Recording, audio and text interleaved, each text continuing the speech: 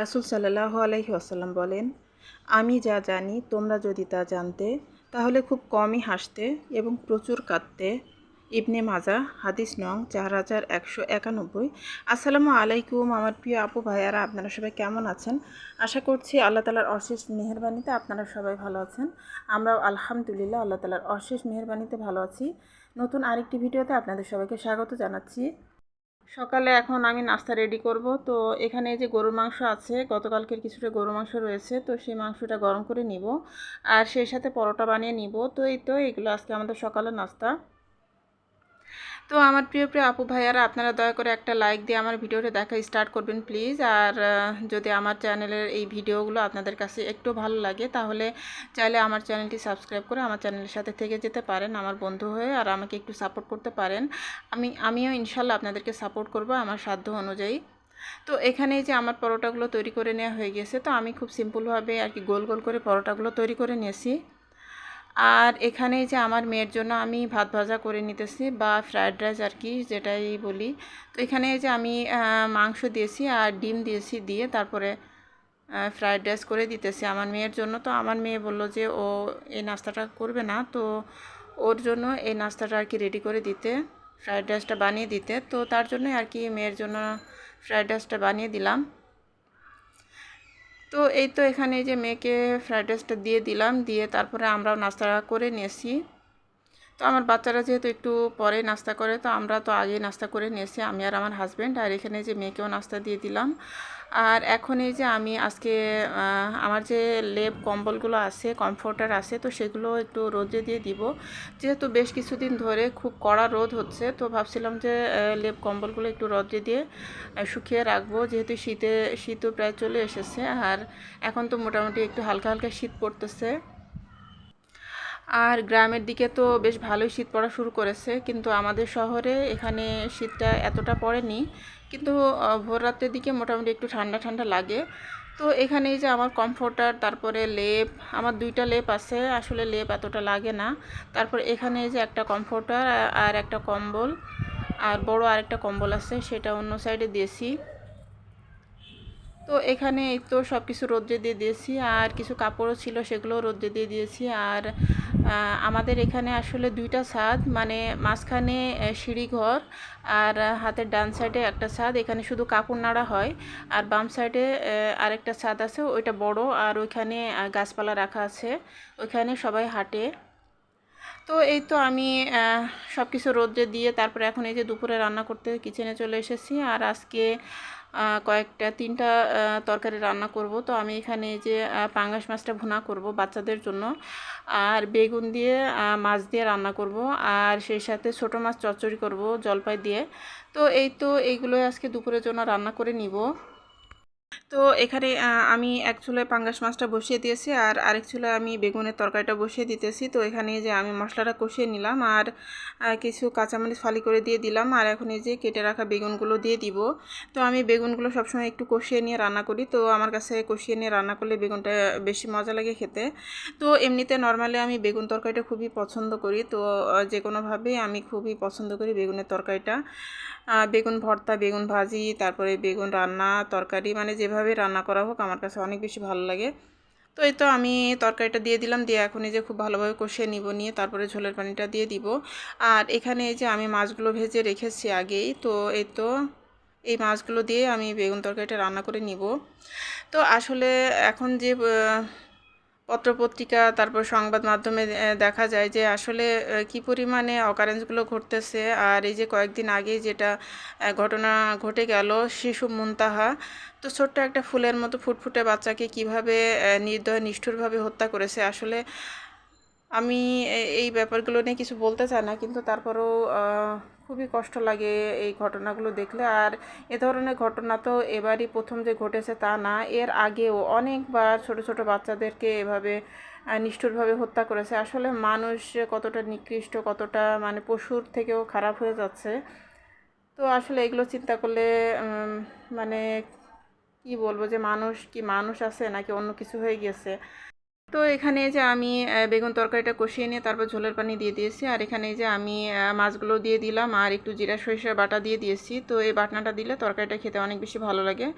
আর এখানে যে আমি ছোটো মাছের তরকারিটা বসিয়ে দিতেছি, তো আমি এখানে মশলা কষিয়ে নিয়েছি আর কাঁচামরিচ দিয়ে আমি করব, আর শুকনো মরিচটা দিব না। তো শুকনো মরিচটা দিলে একটু লাল লাল হয়ে যায় তরকারি কালারটা, আর আমার হাজব্যান্ড তেমন পছন্দ করে না শুকনো মরিচের তরকারিটা। তো এখানে যে কিছু ফ্রোজেন জলপাই দিয়ে দিয়েছি। তো আমার ফ্রোজেন বেশ কিছু জলপাই রয়েছে, তো ভাবছি যে সেগুলো শেষ হলে তারপরে আবার জলপাই কিনবো। কারণ নতুন জলপাই যদি আগে কিনে ফেলি তাহলে ফ্রোজেন জলপাইগুলো খাওয়া হবে না। তো এখানে যে ছোট মাছগুলো আগে ধুয়ে রেখেছিলাম, তো সেগুলোও দিয়ে দিলাম, দিয়ে আজকে একটু অন্যভাবে আর কি করতেছি। তো অন্য সময় তো হাতে মেখে ছোট মাছ চচ্চড়ি করি, তো আজকে ভাবলাম যে না, একটু কষিয়ে করব। তো আসলে যেভাবে করা হোক না কেন ছোটো মাছের চচ্চড়ি খেতে তো অনেক বেশি ভালো লাগে, আর একটু জলপাই দিয়ে দিলে তো আর কোনো কথাই নেই। তো আসলে আমাদের দেশে এই ধরনের ঘটনাগুলো ঘটার কারণ হচ্ছে যে আমাদের দেশের বিচার ব্যবস্থা বলে কোনো কিছুই নেই। আসলে যে ধরনের ঘটনায় ঘটুক না কেন, হত্যাকাণ্ড কিংবা যে কোনো ধরনের অন্যায় যে অকারেন্সগুলো ঘটে সেগুলোর কোনো বিচার হয় না। তো এই বিচার না হওয়ার কারণেই কিন্তু মানুষের এতটা সাহস হয়ে যায় যে মানুষ যা খুশি তাই করতে পারে। তো এখানে এই যে আমার বেগুন তরকারিটা রান্না প্রায় হয়ে এসেছে, আর পাশের চুলায় আমি ছোটো মাছের তরকারিটা রান্না করে নিয়েছি প্রায়। তো এখানে অনেকটাই ঝোল আছে, তো আমি এতটা ঝোল রাখবো না, আস্তে আস্তে ঝোলটা একদমই শুকিয়ে ফেলবো। তো এই তো আমার রান্নাবান্না সব হয়ে গেছে। এখানে এই যে পাঙ্গাস মাছ ভুনা করেছি, আর এই যে বেগুন দিয়ে মাছের তরকারিটা রান্না করে নিয়েছি, আর সেই সাথে ছোটো মাছ চচ্চড়ি। তো এই তো এই রান্নাগুলো করে নিয়েছি আজকে দুপুরের জন্য। তো এগুলো দিয়ে আমাদের দুপুর এবং রাত্রে হয়ে যাবে। তো সবগুলো তরকারি মাশাআল্লাহ অনেক মজা হয়েছিল। তো আমার প্রিয় প্রিয় আপু ভাইয়ারা, আমার কথার মাঝে যদি কোনো ভুল ত্রুটি হয়ে থাকে, অথবা যদি আমার কথার ভিতরে যদি কোনো নয়েজ আসে আর আপনাদের যদি কোনো সমস্যা হয় এই ভিডিওটা দেখতে, তো দয়া করে ক্ষমা সুন্দর দৃষ্টিতে দেখবেন। তো এখানে এই যে আমার লেপ কম্বলগুলো আমি বিকালবেলায় ছাদের থেকে নিয়ে এসেছিলাম। তো ছাদের থেকে আনার সময় খুব ভালোভাবে ঝেড়ে ঝুড়ে ধুলাবালি পরিষ্কার করে তারপরে আমি নিয়ে এসেছিলাম। এসে তারপরে যে এখন সন্ধ্যার পরে সবগুলো আমি ভাঁজ করে এখানে রেখে দিলাম। আর এটা হচ্ছে আমার ওয়ার্ড্রোবের যে লম্বা অংশটা থাকে সাইডে, তো সেখানেই আমি রাখি আমার এই শীতের লেপ কম্বলগুলো, আমি সেখানে সব এভাবে রাখি গুছিয়ে। তো এখানে এই যে আমার দুইটা লেপ আছে, তারপরে একটা মোটা কম্বল আছে, তারপরে এই যে একটা কমফোর্টার, এখানে এই যে একটা কম্বল আর একটা কমফোর্টার। তো এই তো এগুলোই আছে আমার। তো আসলে এগুলোতে আমাদের হয়ে যায়, কারণ ঢাকা শহরে এত বেশি তো শীত পড়ে না, মাত্র মেনলি আসলে 2 মাসের মতোই শীত থাকে। তো এই 2 মাসের জন্য আসলে এত বেশি কিছু লাগে না। তো যাই হোক, আমি এখন এই যে সন্ধ্যার পরে কিছু বাচ্চাদের জন্য নাস্তা রেডি করে দিব। তো এখানে যে পেঁপে এনেছিল, আমাদের গাছের যে পেঁপে এনেছিল, তো আমি গত ভিডিওতে দেখিয়েছিলাম, তো সেই পেঁপে মোটামুটি একটু পেকেছে। তো একটা পেঁপে আমি কেটে নিব, মানে অর্ধেকটা পেঁপে কেটে নিব, আর বাকি অর্ধেকটা পেঁপে রেখে দিব। তো এই পেঁপেটা মোটামুটি ভালোই মিষ্টি আছে, আর যেহেতু মানে আগে আগে পেড়ে ফেলেছিল, আর কয়েকদিন পরে যদি পারতো তাহলে এই পেঁপেগুলো আরও ভালোভাবে পাকতো আর অনেক বেশি মিষ্টি হতো। তো আসলে বুঝতে পারিনি, তো আগে আগে পেড়ে ফেলেছে। আর এই পেঁপেগুলো সাইজে অনেক বেশি বড় হয়, তো তার জন্য আসলে বোঝা যায় না। তো সবজি খাওয়ার জন্য কিংবা তরকারি খাওয়ার জন্য ভালোই আছে। তো এই তো এখন এখন আমি পেঁপেগুলো আমি কেটে নিতেছি, আর অর্ধেকটা আমি কেটে নিব, আর বাচ্চাদের জন্য আমি একটু চকলেট মিল্কশেক তৈরি করে দিব। তো এই তো এগুলো আজকে বাচ্চাদের জন্য দিয়ে দিব সন্ধ্যার নাস্তা হিসেবে। তো আসলে আমাদের দেশে বিচার ব্যবস্থা বলতে আসলে কোনো কিছুই নেই, তার জন্যই আমাদের দেশে এত বেশি অকারেন্সগুলো ঘটে। আর মানুষের ভিতরে কোনো ভয় নেই যে আসলে এ ধরনের ঘটনা ঘটনার পরে যে একটা শাস্তি পাওয়ার যে একটা ভয়, সেই ভয়টা মানুষের ভিতরে কাজ করে না। তার জন্যই আসলে আমাদের দেশে এ ধরনের ঘটনা এত বেশি ঘটে। আসলে ছোট্ট শিশু মুনতাহার হত্যাকাণ্ড নিয়ে তো অনেক আপুরাই তাদের ভিডিওতে অনেক কিছুই বলেছে। তো আমি আসলে বলতে চাইনি, কিন্তু তারপরেও ভাবলাম যে কিছু কথা বলি। আসলে অনেক বেশি কষ্ট লাগে মনের ভিতরে, তো তার জন্য ভাবলাম যে আপনাদের সাথে কথাগুলো শেয়ার করি। তো আসলে আমাদের দেশে বিচার ব্যবস্থা তো আগেও ছিল না, আর এখন তো কেবলই শুরু হয়েছে। তো জানি না এখন সামনে কি হবে কি না হবে কিছুই জানি না। তো আসলে আমার বাচ্চারা যখন বাইরে থাকে, আমার মেয়েরা কিংবা আমার ছেলে যখন বাইরে থাকে, খুবই টেনশনে থাকি যে কখন আসবে বাসায়। সব সময় মানে আল্লাহকে ডাকতে থাকি যে আল্লাহ আমার বাচ্চাদেরকে যেন সেফ রাখে, হেফাজতে রাখে। আল্লাহ তাআলা সকল মা বাবা সন্তানদেরকে যেন সুস্থ রাখেন, নিরাপদে রাখে এবং হেফাজতে রাখেন, এই দোয়াই করি। তো এখানে এই যে আমি পেঁপেগুলো কেটে নিয়েছি, তো এগুলো আমি পরবর্তীতে আবার বটি দিয়ে ছিলে নিয়েছি, নিয়ে তারপরে ছোট ছোট করে টুকরো করে কেটে নিয়েছি, না হলে এভাবে তো খাওয়া যাবে না।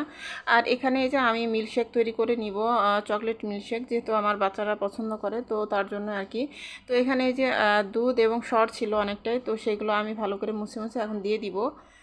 তো দিয়ে তারপরে এর মধ্যে আমি কিছুটা আর কি কোকো পাউডার দিয়ে দিব, আর পরিমাণ মতো চিনি দিয়ে দিব, আর সামান্য একটু পানিও দিয়ে দিব। তো এই তো এগুলো দিয়েই আমি ব্লেন্ড করে নিব, খুব ভালোভাবে ব্লেন্ডারে মানে ব্লেন্ড করে নিব, নিয়ে তারপরে আমি বাচ্চাদেরকে দিয়ে দিব। তো আমার প্রিয় প্রিয় আপু ভাইয়ারা, আপনারা যারা এতক্ষণ পর্যন্ত আমার সাথে আছেন, জানি না কেউ আছেন কি না, যদি আপনারা আমার এই পর্যন্ত আমার সাথে থেকে থাকেন, তাহলে আমার ভিডিওতে দয়া করে একটা লাইক দিয়ে দিবেন। যদি ভুলে গিয়ে থাকেন তাহলে তো আমার ভিডিওতে একটা লাইক দিয়ে ভিডিওটি দেখে নেবেন প্লিজ। আর যদি আমার ভিডিও ভালো লেগে থাকে তাহলে আমার চ্যানেলটি সাবস্ক্রাইব করে আমার চ্যানেলের সাথে থেকে যেতে পারেন। তো এখানে এই যে আমি মিল্কশেকটা তৈরি করে নিয়েছি, আর এখন এই যে আমি বাচ্চাদেরকে দিয়ে দিব। তো আমার 3 বাচ্চার জন্য 3 গ্লাসের মধ্যে করে আমি দিয়ে দিতেছি। তো এই তো আজকের মতন এতটুকুনি ছিল আমার ভিডিওতে। তো এই তো আমি সন্ধ্যার নাস্তায় বাচ্চাদেরকে চকলেট মিল্কশেক দিয়ে দিব, আর পেঁপে কেটে নিয়েছি, তো এই পেঁপেটাও দিয়ে দিব। তো এই তো তো আমরাও পেঁপেটা খেয়ে নিব। তো এই তো এগুলোই ছিল আজকের মতো আমার ভিডিওতে। তো আপনারা যে যেখানে আছেন সবাই ভালো থাকুন, সুস্থ থাকুন এবং নিরাপদে থাকুন, আর সবাই সবাইকে আমরা সাপোর্ট করি, সবার জন্য দোয়া করি। তো আল্লাহ তাআলা আমাদের সবাইকে যেন সুস্থ রাখে, ভালো রাখে এবং নিরাপদে রাখে। তো এই কামনা করে আজকের মতন আপনাদের কাছ থেকে বিদায় নিয়ে নিব।